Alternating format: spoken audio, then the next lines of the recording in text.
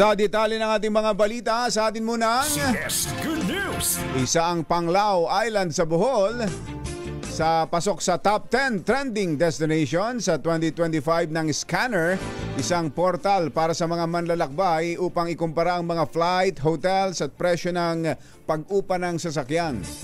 Ayon sa Department of Tourism, ang latest achievement ay isang patunay sa appeal ng isla at lumalaking global interest sa Pilipinas.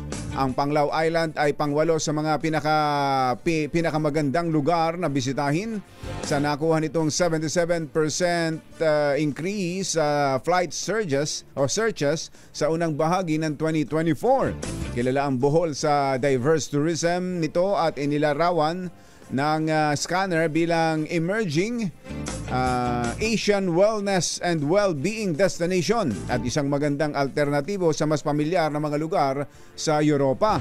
Maraming ayan ang picture Maraming turista ang naaakit sa malilinis na mga beach ng Panglao, ang Chocolate Hills at mga eco-site na tulad ng Lobok River at Tarsier Sanctuary. Ang parangal sa Panglao Island ay kasunod ng matagumpay na pag-host ng International Health and Wellness Tourism Congress sa Pilipinas noong Oktubre.